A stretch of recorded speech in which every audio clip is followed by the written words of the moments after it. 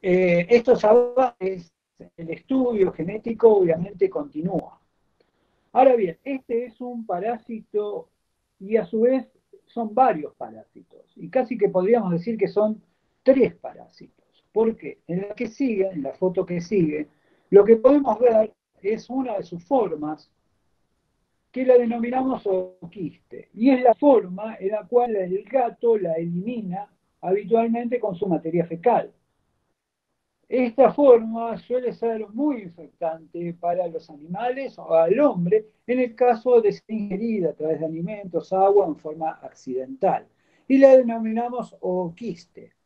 Entonces es una forma de contaminación fecal. Estos oquistes pueden salir de un gato por millones, pueden ser eliminados por millones de gatos, por lo cual, como se pueden imaginar, va a contaminar todo el ambiente, los alimentos, eh, incluso lo llevamos nosotros adentro de nuestras casas a través del calzado, etcétera, etcétera, etcétera. Eh, entonces, eso hace, digamos, a que la enfermedad se difunda o el parásito se difunda muy rápidamente. Ahora, este es el único parásito, no. Eso, como ya dije, esto es como si fuesen tres parásitos. ¿Por qué? Porque en lo que es el resto de los vertebrados, vamos a tener formas llamadas taquizoitos que van por circulación, van libres en circulación, inclusive pueden llegar a llegar no solo lo que es sangre, sino también a todo lo que es la circulación linfática o el líquido cefalorraquídeo. Son células como bananitas, como ven ahí, son como esas bananitas que poseen un núcleo, bien basófilas, azules, y tienen una gran distribución y se distribuyen por todo el cuerpo en lo que es el resto de los vertebrados. Cuando una persona o un animal ingiere esos quistes que veíamos en la foto anterior, se transforman rápidamente en estas formas taquizoitos que recorren toda la circulación. Ahora bien, como los animales y el hombre desarrollan respuesta inmune contra ellos, ellos tienden a esconderse. Entonces se van a esconder dentro de las células, principalmente lo que es células musculares y células nerviosas. Entonces van a ir y van a ir a meterse adentro de esas células y ahí también se van a seguir reproduciendo, al igual que las otras formas, dentro de las células en forma lenta. Y el cuerpo, el organismo, lo que tiende es, a través de su sistema inmune, de tratar de aislar a ese parásito que está dentro de lo que puede ser el sistema nervioso, dentro de los músculos o otras células del cuerpo. Eh, entonces, es como si fueran tres parásitos. ¿Por qué? Porque cualquiera de estos tres resulta ser infectante para los animales o para el hombre. Entonces, no solo tenemos esa gran dispersión a través de materia fecal de, que habíamos visto, sino que también si una persona o un animal consume en sus alimentos carne de estos animales, también se contagia.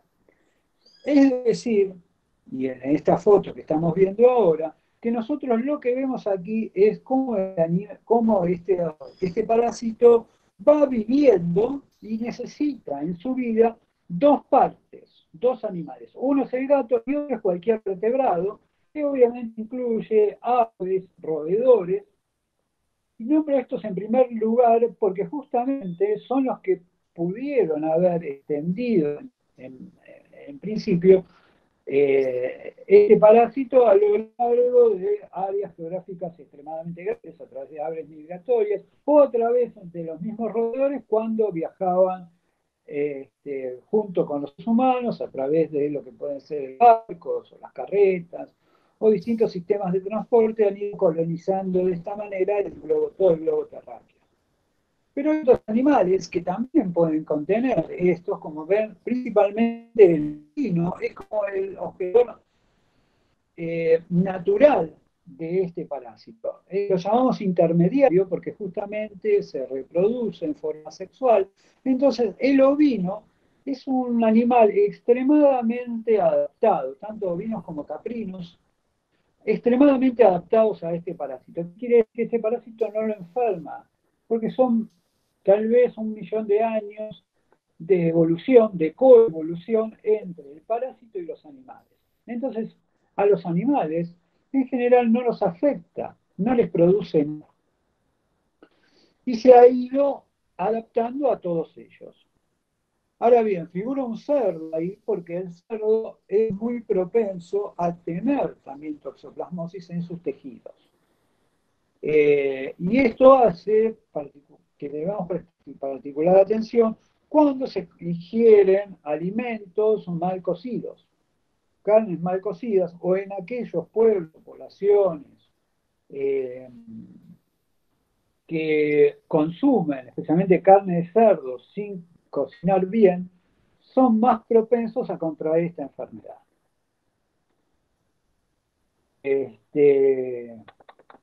Bueno, en la que sigue,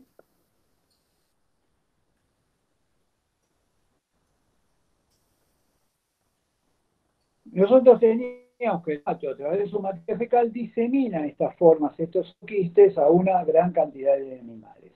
Pero también el gato puede pasarle su enfermedad de forma a través de sus gatitos. O sea que los gatitos pueden llegar a nacer ya con toxoplasma. Obviamente los roedores, por ser uno de los alimentos de los felinos más comunes, obviamente ellos también son una fuente muy importante de infección.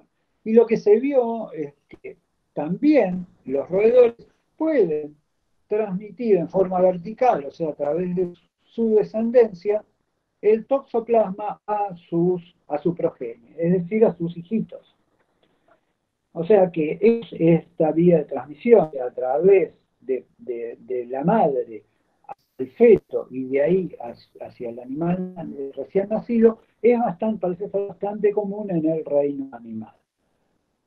Pero ahora bien, ¿dónde está el problema? Si los animales muchas veces no sufren la enfermedad, si bien sí lo pueden hacer, por ejemplo, los gatos lo pueden hacer, los perros también, pero el problema radica en el ser humano y principalmente en lo que es la mujer embarazada.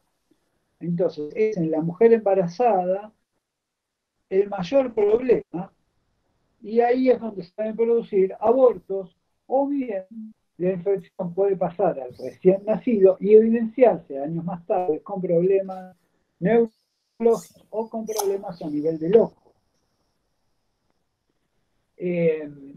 Y esto, digamos, ha hecho una relación, ha generado una conciencia y una relación muy estrecha entre la mujer embarazada y el gato.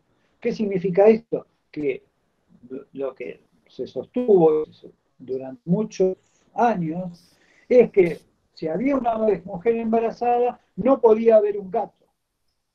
¿Por qué? Porque obviamente estaría esa mujer embarazada expuesta a una contaminación por parte del gato y de allí la mujer podría llegar a abortar o el recién nacido podría llegar a nacer con serios trastornos, ya sea nerviosos o en la visión años más tarde, cuando este parásito evoluciona en el niño. Pero hoy podemos decir que una mujer embarazada puede convivir tranquilamente con lo que es un gato. O sea, hoy sabemos que no es necesario sacar el gato de la casa y mucho menos desde ya matar al gato. Entonces, esto es... ¿Por qué? Porque hay dos clases de gatos, así como había tres clases de toxoplasma, hay dos clases de gatos.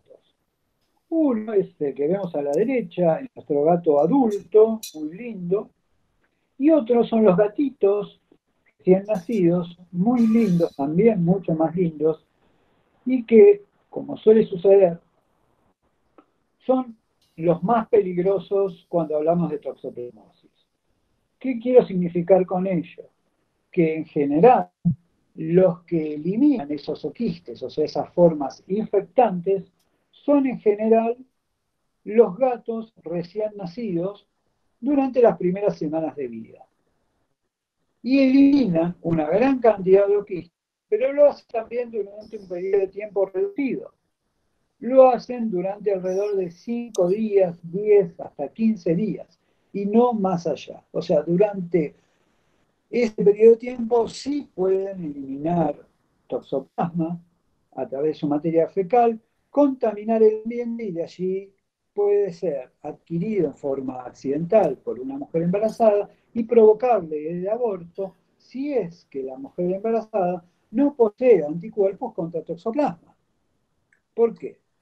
Porque en general es tan grande la difusión de toxoplasma en el ambiente y en los alimentos que sería muy difícil que alguno de nosotros no haya tenido contacto nunca con este parásito.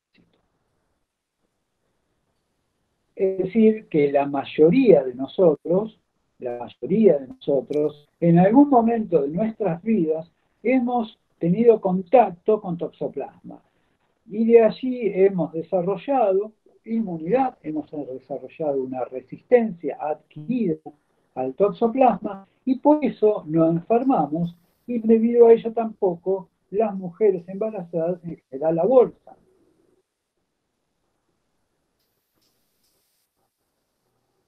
Entonces debemos tener bien en claro los dos gatos, el gatito bebé y el gatito adulto, que no presenta absolutamente, prácticamente ningún peligro.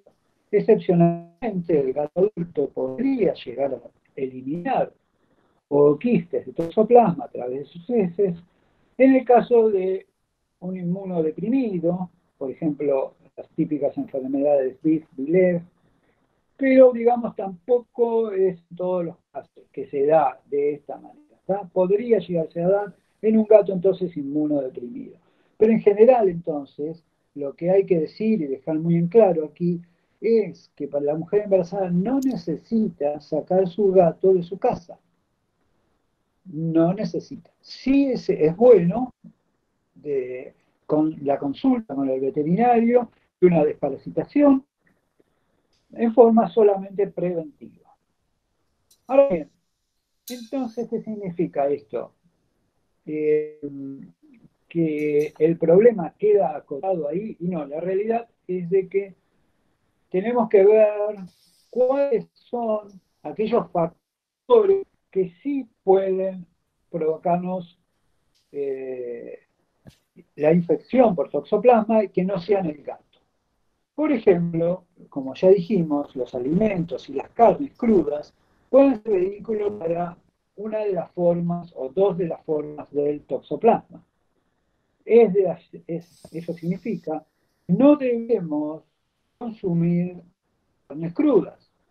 Tampoco debemos darle a nuestros animales carnes crudas, porque como ya dije, todos los vertebrados pueden sufrir la enfermedad.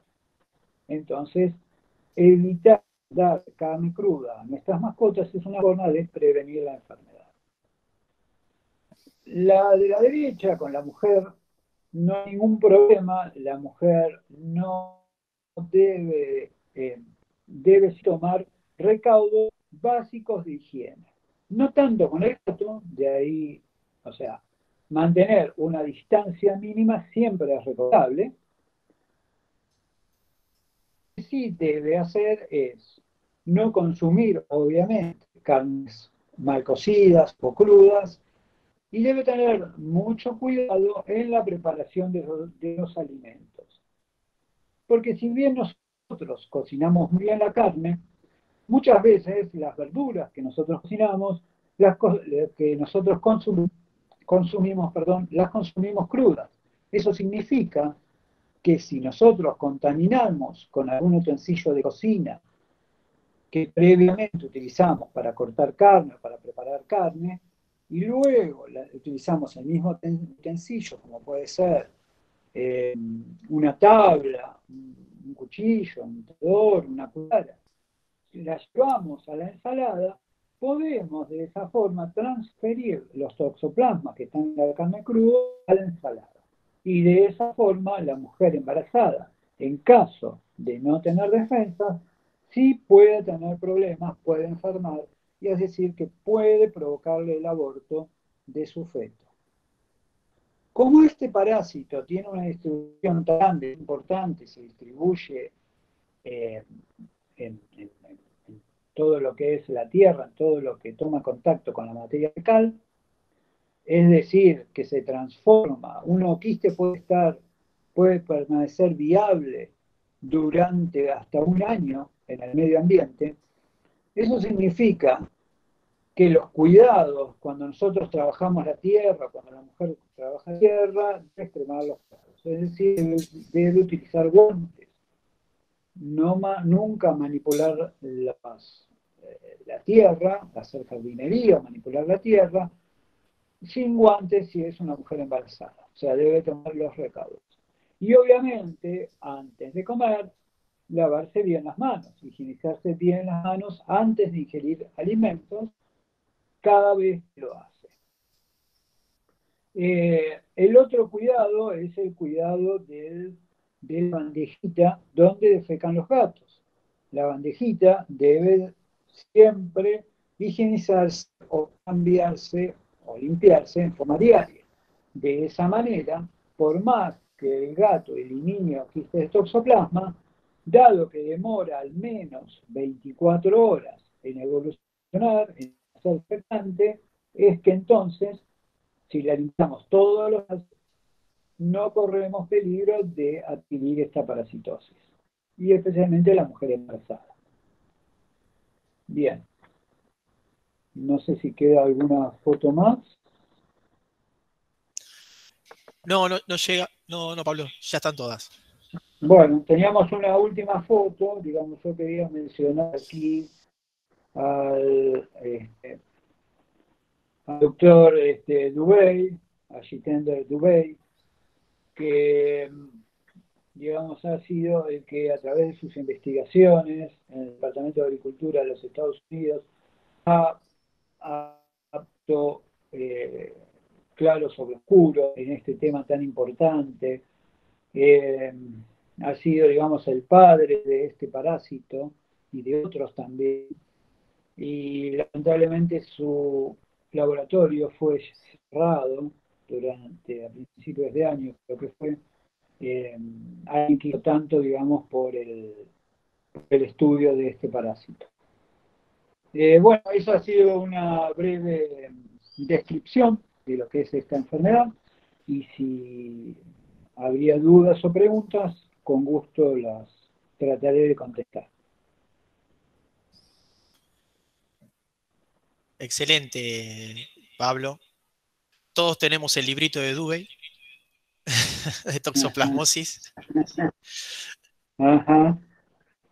Sí, sin duda, ha sido, digamos, lo que ha trabajado este hombre ha sido Realmente es muchísimo y ha hecho logros. Sí, exhaustivo en sí, todas ha las hecho. especies. Sí, sí, sí, sí. Bueno, ha trabajado en otras especies, como Cercocistis neurona, Neospora, otros Arcocistis, o sea, ha dado, eh, o sea, sus estudios, digamos, son impresionantes. Y en estos parásitos tan importantes, y en este como es la toxoplasmosis, y ha estudiado mucho la toxoplasmosis en el gato, que es tan difícil de estudiar, ¿no?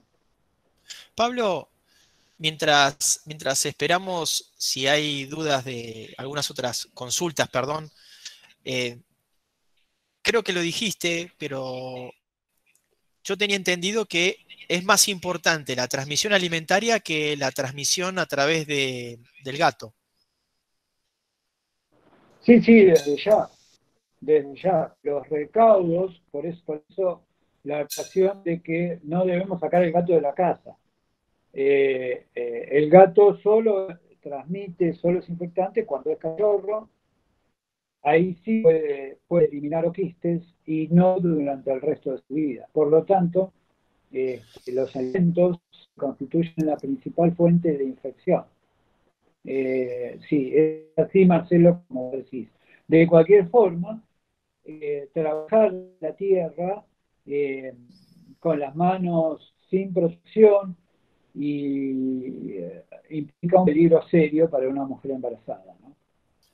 Pablo, aquí Pero tenemos desde ya una, que lo más sí, no, tenemos una consulta de Carlos que nos pregunta cuál es el tratamiento en los animales y cuál es el tratamiento para las personas. Bueno, en general en personas se usan mucho las sulfas. Las sulfas con combinación con timetropin se usan bastante hoy en día todavía. Y para lo que es el caso de los gatos y de los perros, eh, el antiparasitario de elección es la clindamicina, 10 miligramos kilo, durante al menos 10 o 15 días, diariamente, ¿no? Luego habrá que ver si hay uveitis o no, y luego, o sea, ¿por qué? Porque en el caso de los trastornos oculares, que lo mencioné muy por ahora, pero son muy importantes tanto en animales como en personas, bueno, después habrá que atender en particular el tema de las uveitis, ¿no? O sea, ahí habrá que evaluar si hay que utilizar o no un corticoide eh, para desinflamar y bajar esa uveitis. Bien. Pero eso es básicamente son los tratamientos. Los Y síntomas, el- sí, los síntomas en general, bueno, yo no lo dije, pero dado la gran cantidad de genotipos que hay, el genotipo muchas veces, o sea, genotipos hay muchísimos, hay más de 100 genotipos.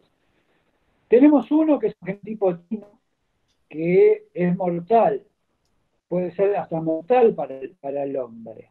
Eh, y eso, bueno, es a tener en cuenta y más en estos tiempos ahora, ¿no? Que todo lo que venga de China parece asustarnos, ¿no? Pero, digamos, hay un genotipo que es el TOXO-DB9, número 9 que está en China, que ese es mortal. Ese sí es problema. Luego, en general, tanto personas como animales en general, los síntomas son muy leves.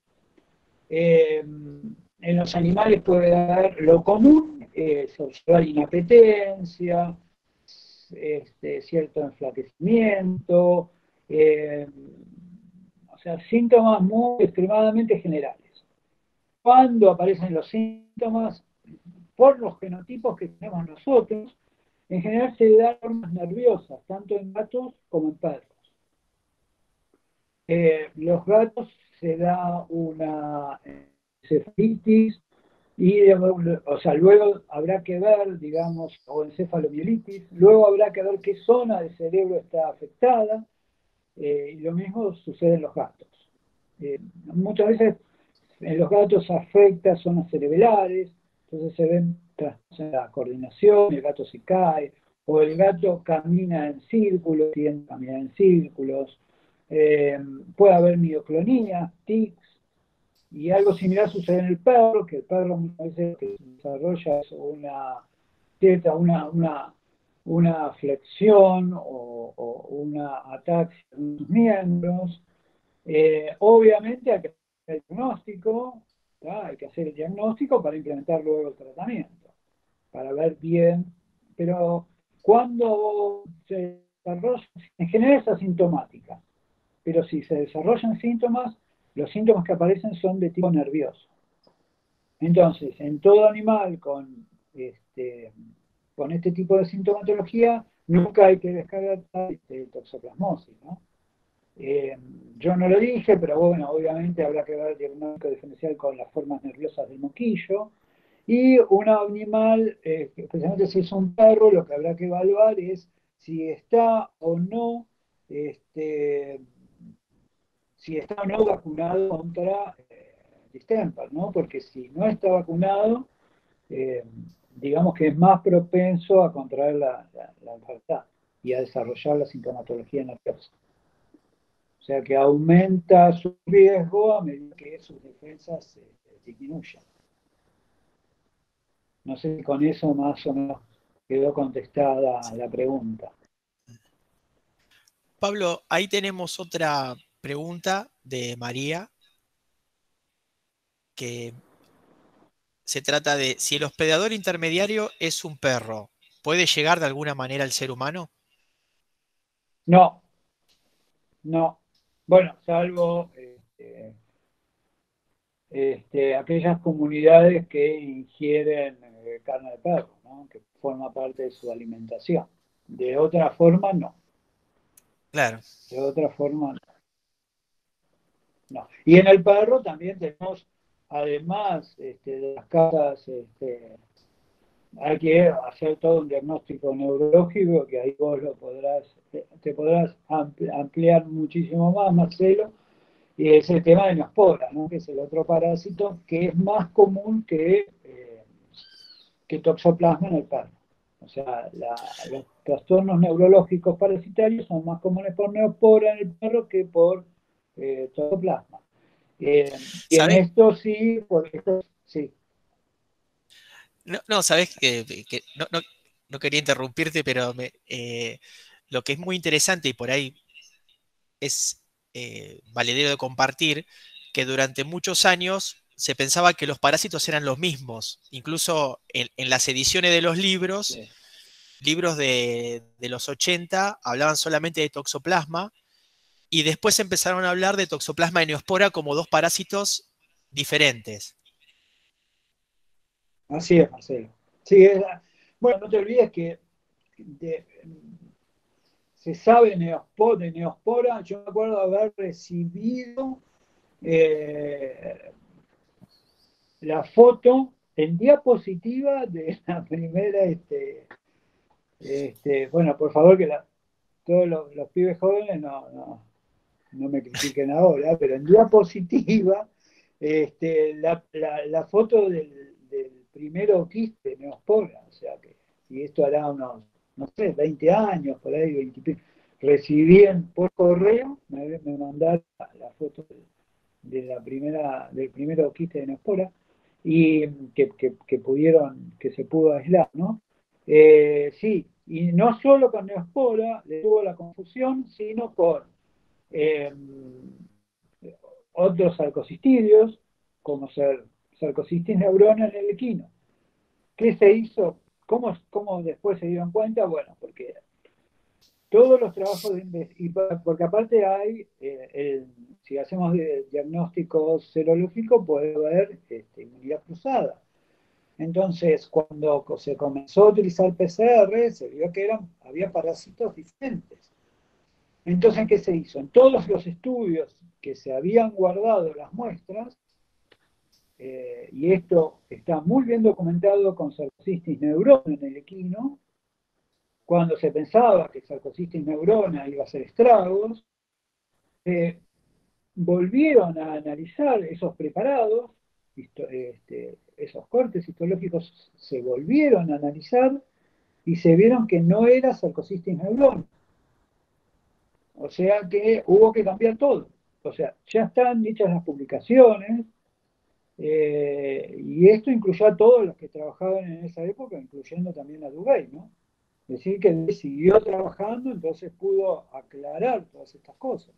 Pero es así como vos decís, o sea, al principio era todo toxoplasma, no se sabía qué era, y después que era neospora para el canino, y no era Sarcocistis neurona, que estaba provocando todos estos trastornos en el equino, sino que había spora canis también en el equino.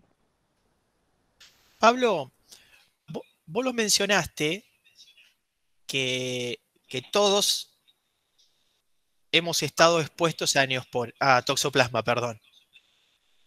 Y Sí, me parece gracias a Dios. importante, En parte, claro, y sí, me parece importante aclarar esto cuando una mujer está embarazada y se hace un estudio de anticuerpos contra toxoplasma. ¿Qué significa que sea positiva y qué significa que sea negativa? sí, no solo positiva, si es negativa es de alto riesgo. Lo mismo sucede con un gato. Si es negativo un gato es de alto riesgo. O sea, el concepto es el mismo. Ahora, después lo que hay que ver son los títulos de anticuerpos en la mujer. Si los títulos son estables, no hay problema. Ahora, si los títulos son muy altos, sí. Ahora, el problema en la mujer es si hay cero conversión, o sea, si los títulos van en aumento de 1 o 2 semanas, Si los títulos van en aumento, eso es peligroso. Ahora, si los títulos se mantienen y no son excesivamente altos, no implica riesgo. Bueno, eso era lo que se pensaba hasta hace algunos años atrás. Yo no lo mencioné, pero no, toxoplasma va al cerebro, va a las neuronas y parasita las neuronas. Y muchas veces va a zonas del cerebro que son inhibitorias, o sea, inhibitorias me refiero al comportamiento. Lo que se dio por estudios hechos en Inglaterra, a través de estudios, se ha recopilado datos de múltiples estudios, o sea, lo que se dio un estudio, bueno, no me sale el nombre ahora, pero donde se recurre a múltiples datos de múltiples estudios, lo que se vio, esto se comenzó a estudiar en Inglaterra, es de que las personas que habían tenido toxoplasma o tenían títulos toxoplasma, eran más propensas a cometer accidentes de tránsito, excesos de velocidad en el tránsito, a cometer suicidios. Por lo tanto, hoy se está reviviendo este concepto de que es bueno que todos tengamos anticuerpos contra el toxoplasma, ¿no? O sea, acá va a haber un cambio en los paradigmas. Y lo que también se estudió fue en el caso de los ratones que pierden el temor a la orina del gato. O sea, y eso es una ventaja de toxoplasma. ¿Por qué? Porque al inhibir ciertas zonas del cerebro que hacen que el ratón le tenga miedo a la orina del gato, al inhibir esos lugares, es más factible que el ratón o el roedor sea presa del gato. Y ahí continúa el ciclo. Bueno, lo mismo se está estudiando para las personas. No hay hoy en día, con respecto a los suicidios, números categóricos. O sea, hay estudios donde dice que el rango, el nivel, la, el, la tasa de suicidios aumenta en aquellos individuos que son toxoplasma positivos, o sea, con títulos de toxoplasma, y hay estudios donde dice que no. O sea, está dividido todavía el tema, requiere mucho más estudio, dependerá obviamente de ciertas condiciones socioambientales, pero bueno, es un día a tener en cuenta de la influencia del toxoplasma en la conducta de los animales y en particular del ser humano, ¿no? Aparentemente tendería a ser más imprudente y a ser más temerario aquellos que han padecido toxoplasma. Por eso, digamos, es que yo dije es relativo lo de que es bueno que la mujer embarazada tenga títulos de anticuerpos. O sea, eso es algo que hoy está en revisión y que requiere de mayor estudio y de mayor desarrollo a nivel mundial, ¿no? Pero hoy en día ya no se considera tan bueno eso, que sea una ventaja, necesariamente una ventaja. Nos preguntan los métodos de diagnóstico de toxoplasma. Bueno, en general, bueno, hay métodos de diagnóstico tanto serológicos como a nivel molecular, ¿no? A través de PCR. Todo tiene sus ventajas y sus desventajas. Para lo que es el uso normal, tanto en medicina humana como en uso en medicina veterinaria, los test serológicos andan muy bien. En general, en veterinaria, de los que más se usan es el test de ELISA, ¿no es así? El test rápido de ELISA, en el cual viene el antígeno y uno le pone una gotita de suero o de sangre con anticoagulante y espera, dependiendo qué test sea, pero de 4 a 20 minutos y tiene el resultado por colorimetría, o sea, comparando una escala de colores, o sea, es un test rápido en general. Obviamente no tiene la mejor especificidad, anda, creería yo, en un 80%, ¿sí? Pero es un muy buen test que obviamente acompaña a lo que es la reseña, la anamnesis y todo lo que es eh, el- el- la realización y el estudio clínico de ese animal, ¿no? O sea, si tenemos un animal, un gato con signología nerviosa, compatible con toxoplasma y una serología positiva, obviamente estamos en presencia de una alta probabilidad de que sea por toxoplasma. No sé si con eso respondo. Y bueno, luego están Sí. lo que es PCR, pero ahí ya directamente toxoplasma. Por lo tanto, no hay una correlación o una relación positiva, digamos, entre lo que son los test serológicos y lo que son los test moleculares. Bien. ¿Eh? Pablo, volvemos al tema de los alimentos.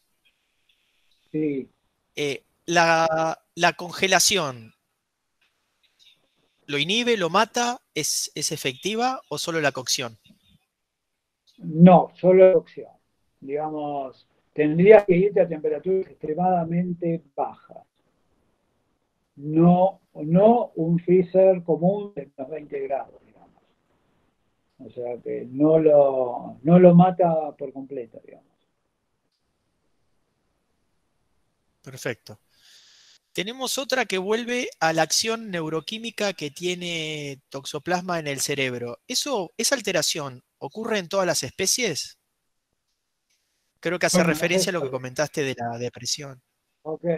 Bueno, la realidad es que no se sabe. Está estudiado lo que comenté mucho en roedores y en el ser humano a través de metaanálisis. O sea, se ve entre los accidentes, entre los temerarios que no respetan la velocidad o que cruzan una esquina y o sea, entre jóvenes, sí, son jóvenes adolescentes, se estudia si son reactivos a toxoplasma y bueno, y se está estudiando mucho a nivel de suicidios también. Pero Muy de bien. otras especies yo no tengo demasiada información, pero es muy probable que se comporte de forma similar, digamos. Bien. Y Carlos nos hace otra pregunta. Dice, en tu opinión, ¿cuándo debes sospechar de toxoplasmosis En el en gato, diferentes pacientes? En el gato en diferentes, y en bueno, el perro también. puede Ya que estar estamos. o sea, quedamos que puede estar en cualquier animal y que en general los signos que dan son leves en cualquier animal. ¿Está? ¿Cuándo? Ahora, ¿cuándo? Tenemos un animal inmunocomprometido, un animal que previamente no fue expuesto a toxoplasma y recibe una carga alta de toxoplasmas, ahí es donde el animal enferma, ¿no es así? Y ahí es donde muestra. ¿Por qué? Porque es un parásito extremadamente adaptado, tanto a los animales como al hombre.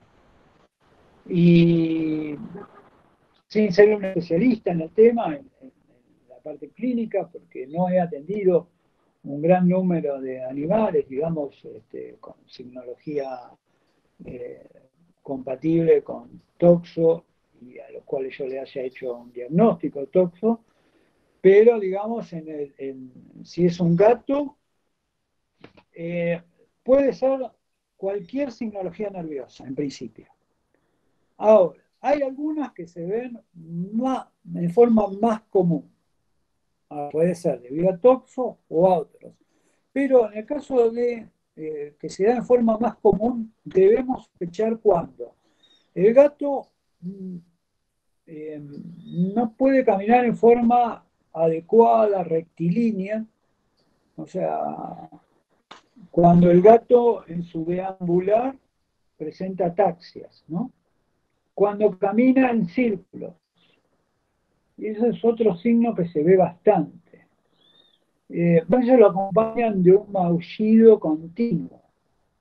También se ve con el movimiento de cola del animal, que va hacia un costado, seguramente esto tiene que ver con el equilibrio. Eh, Esos signos son muy comunes. Ahora, no son los únicos, ¿está? llega inclusive hasta parálisis más importantes y puede llegar hasta parálisis de un miembro, como puede suceder en un canino a veces, ¿no? En un canino sí se pueden dar este tipo de situaciones. Luego, revisar, esto es muy importante, revisar el tracto uveal, ¿está? Y revisar si hay uveitis. Si hay uveitis, ¿está? Si hay coroidoretinitis, cualquiera de estas dos cosas, o sea, si está inflamado el tracto uveal y tenemos dificultad en ver la retina claramente, bueno, eso ya nos hace sospechar, digamos, tanto sea posterior, que en general es más común, o anterior. Pero si vemos uveitis, si la uveitis acompaña, bueno, es algo más para sospechar de tos. Fiebre también puede presentarse. Luego, por ahí van a ver en la bibliografía descrita casos respiratorios. La realidad es que en nuestro país, en nuestra zona, no se da, no acompaña, digamos, la bronquitis o la bronconeumonía, no acompaña en general. O sea, eso se da con otras cepas de otras partes del mundo, como puede ser en Norteamérica. Ahí sí se da más los casos respiratorios, ¿no? Nuestras cepas, no. No sé si Lo con que, esto... Y luego, obviamente, confirmarlo con un test serológico. Si el test, y luego, si el test serológico nos da negativo, tenemos signología compatible con toxoplasma, tratamos con clindamicina y luego dentro de los 3 días el animal mejora sensiblemente, no hay dudas. Si el animal no mejora al tercer día, ahí hay que buscar otra causa. Descartamos, ahí descartamos toxoplasmosis. Eso es el manejo que genera el ser. No, gracias a vos, Carlos, por la sí, consulta, porque me permite hablar de cosas que se me habían pasado totalmente por alto. no, está bien, Pablo. Incluso uno puede llegar a sospechar de un paciente, hablando de perros y gatos, que tiene toxoplasmosis cuando empieza a enfermar después de un tratamiento prolongado inmunosupresor por alguna otra Totalmente. enfermedad. Se hace ese tratamiento, el perro, el paciente cura de esos signos y no inmediatamente, pero en el corto plazo puede aparecer otra sinología y que puede ser la reactivación de quistes de toxoplasma. Exactamente. Así es, Marcelo.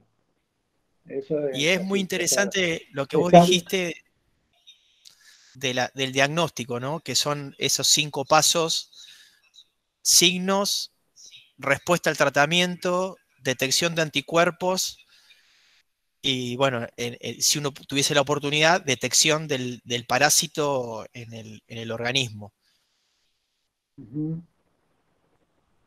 así es. Así es, Marcelo. La verdad que es un parásito fascinante. Es verdad. Es verdad, Es es verdad. o sea, Es es un atrayente. patógeno, pero realmente Te cuando uno se atrae, pone atrapa. a investigar, Sí. es Palpar increíble. ganglios también. Después palpar ganglios. Eso también. Eso también. Hay que palpar ganglios, digamos, porque puede dar linfadenitis.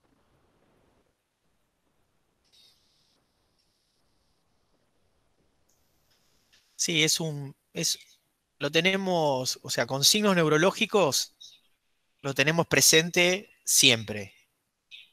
Ujú. Exactamente. Sí, no se puede descartar. Así es. Así es, Marcelo. Y, y es muy Y importante esos lo que casos también que... mencionaste,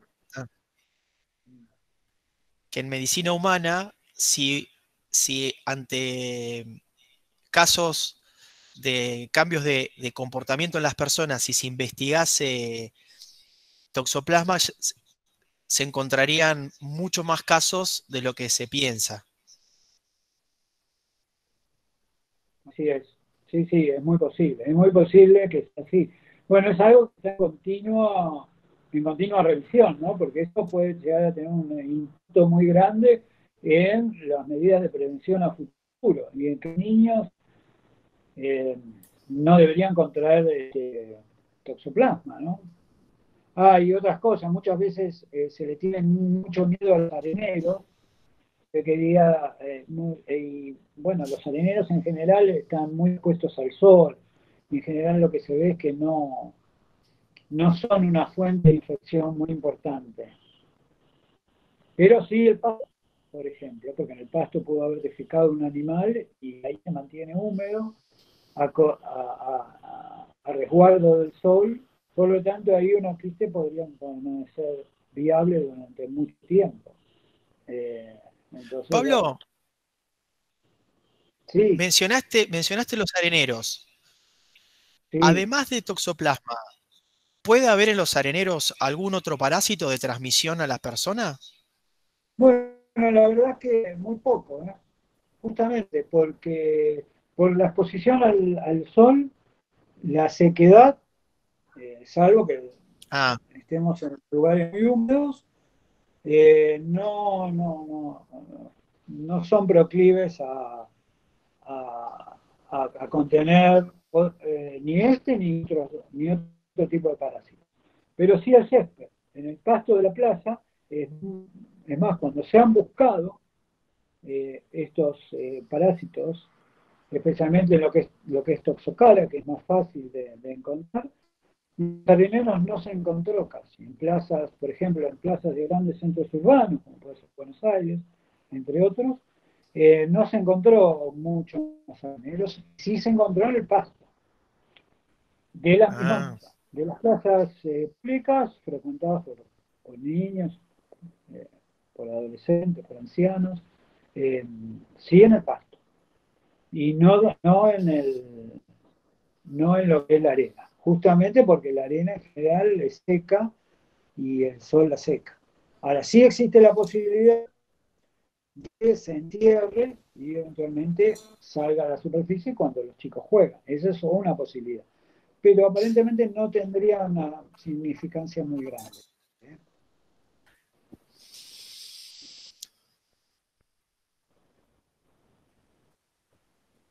Claro, muy, muy bueno, Pablo. No, muchas gracias. Muchas gracias, Así que, Carla. Es una humilde contribución. Eh, espero que les haya sido de interés y que despierte, digamos, la lectura de parte de ustedes, la lectura posterior, donde van a encontrar muchísima información, mucha información más interesante aún. Gracias, Rocío. Eh, Dado que es un tema en continua evolución. Bueno, yo siempre les comento a los alumnos que la parasitología que parece algo estático, pero en realidad está en continua evolución. Por suerte, para los que nos gusta la parasitología, la intentamos estudiar y entender, está en continua evolución, ¿no? Y, esto es una muestra de eso, que realmente cuanto más sabemos, más interrogantes se plantean. Cada contestada nos abre 10 puertas más. Eh, que bueno, muchísimas gracias Marcelo, a la universidad y a todos los que me dieron este tiempo. Ha sido un placer para mí. Gracias, Pablo. bueno, Pablo, seguramente nos vamos a volver a encontrar. Cuando guste, Marcelo.